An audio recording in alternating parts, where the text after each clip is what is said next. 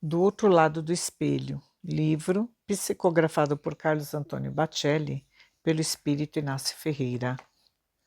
Capítulo 23, com o Dr. Bezerra. À medida em que se expressava, o semblante do Dr. Bezerra de Menezes se enchia de luminosidade. O silêncio era total.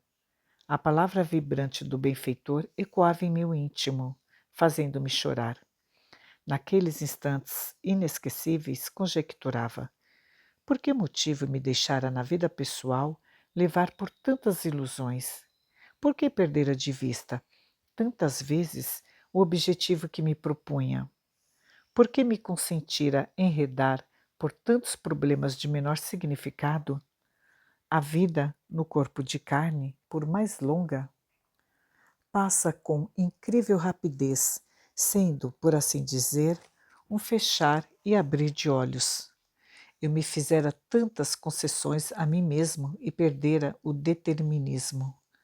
Quase, do ponto de vista material, nada tivera, mas mesmo assim tivera em excesso. Eu poderia ter vivido com bem menos, perdoado mais, servido mais, enfim, me empenhado mais no ideal. Deste outro lado da vida, semelhantes introspecções nos assaltam a cada momento. Por este motivo, eu não sabia se chorava de emoção por estar diante do Dr. Bezerra ou se chorava de arrependimento.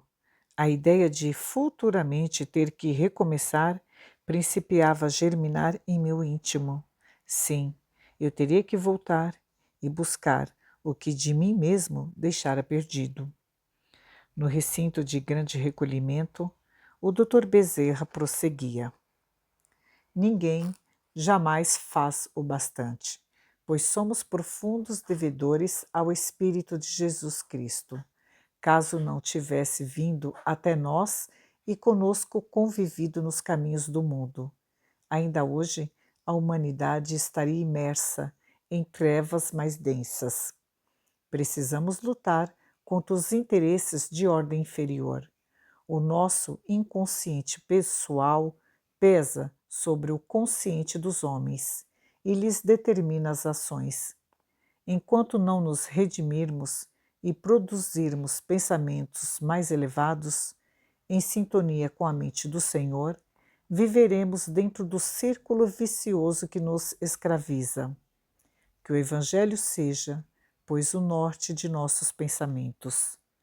Deixemo-nos fecundar pelas ideias de Jesus, assim como a terra árida anseia por tornar-se fértil e germinar o trigo, que faz o pão. As conquistas da inteligência têm, em certo aspecto, distraído o homem do objetivo supremo da vida. De que nos vale o conforto material e os extraordinários avanços da tecnologia se não temos paz, respeito uns aos outros, se fomentamos a guerra, praticamos a injustiça social? O homem, que já viaja pelo cosmo, não consegue perdoar. Quantos se expressam nos mais diferentes idiomas, mas não sabem falar a linguagem da fraternidade? Pânicos, anseios, perturbações, síndromes psicológicas da mais variada nomenclatura revelam-nos a miseribilidade humana. De fato, o maior problema do homem é o do relacionamento. Pais e filhos não se entendem, irmãos se odeiam, vizinhos são adversários. Em nome do Cristo, as guerras de extermínio mais sangrentas da história foram iniciadas. Os conflitos a pretexto de religião são um contrassenso.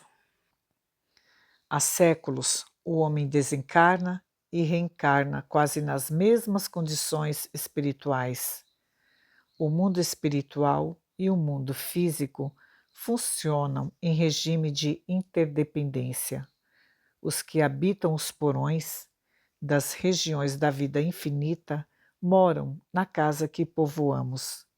Não podemos ignorá-los, ignorando a nossa própria realidade. Efetuando diminuta pausa, o mentor continuou. O Espiritismo na Terra é um esforço de retomada do cristianismo. Todavia, sutilmente, os opositores do Cristo já se insinuam em seus campos de atividade, através da reencarnação.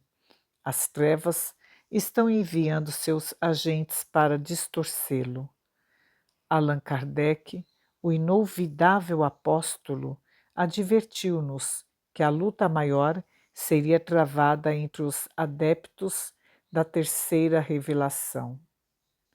Luta pelo poder, pela eminência espiritual, por liderança, por ambição, por dinheiro. Infelizmente, muitos são os médiuns que se têm desvirtuado, os companheiros que daqui partem carregando as nossas melhores esperanças e que as frustram. A seara espírita já contaminada pela presença do joio. O objetivo, não nos iludamos, é o de fazer-nos perder tempo. A mediunidade tem sido uma porta escancarada à invasão das trevas. São muitos os núcleos espíritas que se encontram dominados por práticas estranhas, que nada têm a ver com a simplicidade dos nossos princípios. Os mensageiros que lhes são enviados no nosso plano e que os advertem, periodicamente são mal interpretados e têm a sua palavra distorcida. Creem por pura conveniência que o recado dado é para os outros e jamais para si.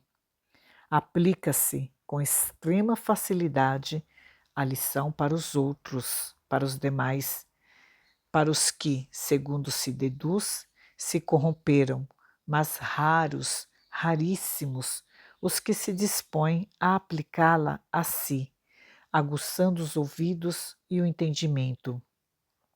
O esforço do Espírito Verdade não pode ser esquecido na codificação. Os espíritos superiores joeiraram o campo da fé, libertando-o de secular erva daninha.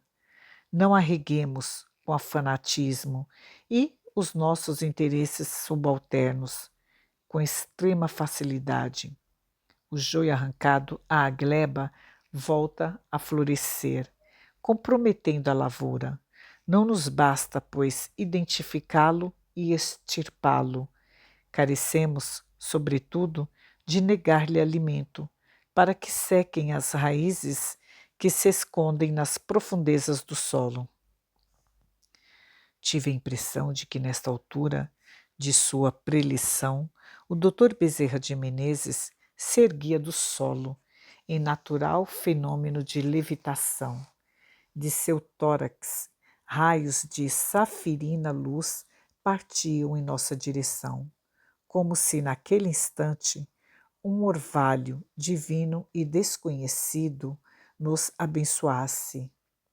Olhei para o meu corpo espiritual e verifiquei que a luz que emanava do benfeitor era parcialmente absorvida por mim. Filhos, encerrou dizendo, não existe outro caminho fora daquele que nos foi traçado pelo Cristo.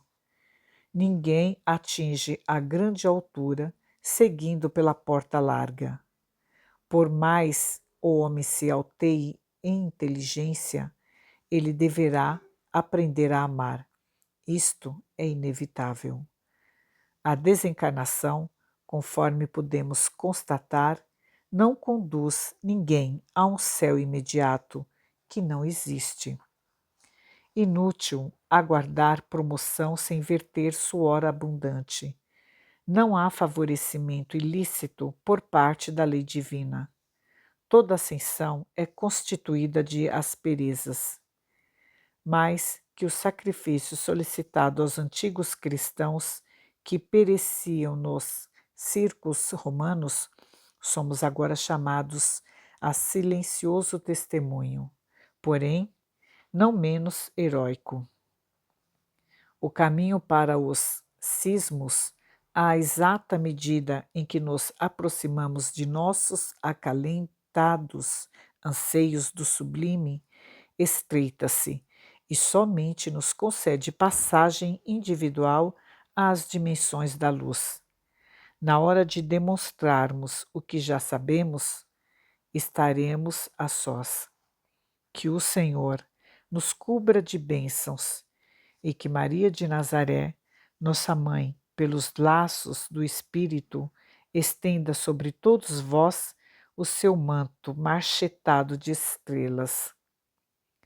Aquela luz que aureolava do benfeitor, luz que lhe era própria, mas que igualmente lhe fora acrescentada de fonte desconhecida, diminuiu de claridade. Não obstante prosseguir-nos, deslumbrando a visão, o Dr. Bezerra desaparecera, perdera a forma humana, transfigurava-se num ser de luz. Passou-se um tempo, até que lográssemos nos recompor. Dizendo de mim, afirmo-lhes que fiquei certo período de tempo que não sei definir, sem tomar contato com a realidade. Quando recobrei o domínio, Odilon me chamava. Inácio, aproximemo-nos. O venerável benfeitor não se demorará no ambiente. Não sei como fui parar diante do Dr. Bezerra. Eu não tinha pernas para dar um passo sequer. Ao chegar a minha vez de cumprimentá-lo, o mentor deu alguns passos na minha direção.